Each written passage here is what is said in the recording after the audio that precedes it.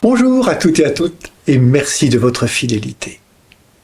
Le jour où nous fêtons le Christ roi de l'univers, c'est la figure du berger qui nous est offerte. Moi-même, rapportait le prophète Ézéchiel, je m'occuperai de mes brebis et je veillerai sur elles.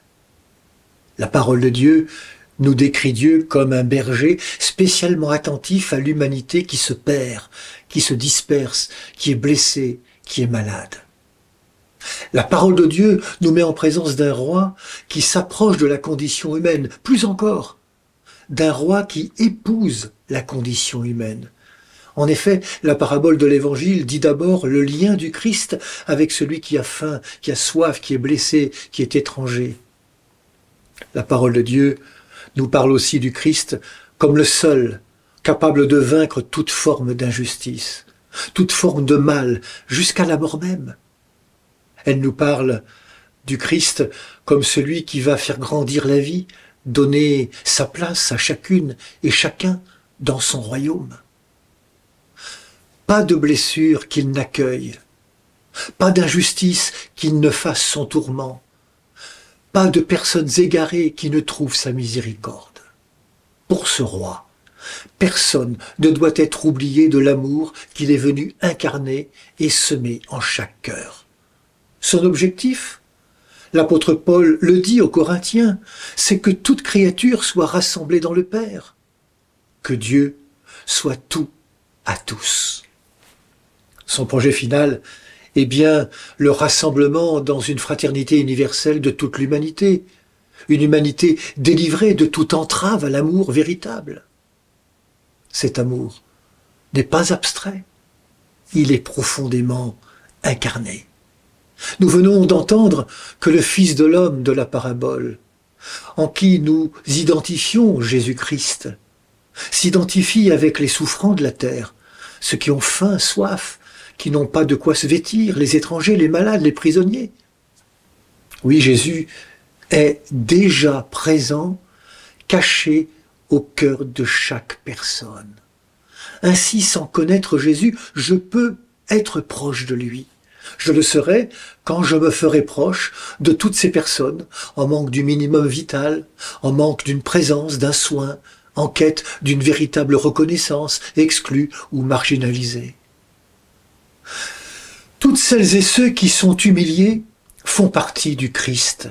Ils sont de sa famille. Si nous nous réclamons du Christ, alors nous devons le suivre en nous impliquant nous-mêmes sur ce chemin de proximité d'avec les plus pauvres. C'est là le chemin de l'Évangile, et il n'y en a pas d'autre.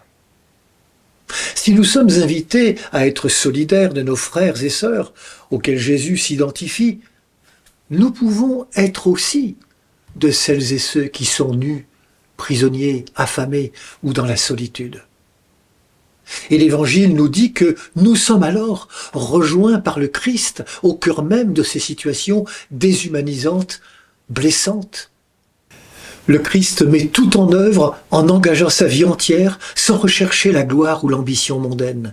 À ses yeux, celui qui compte, ce n'est pas lui, mais l'autre, le malade, le pécheur, chacune et chacun de nous. Jésus, notre roi, fait le choix d'aller à la rencontre de tous les paumés de la terre. Le voilà, le roi de l'univers que nous fêtons aujourd'hui.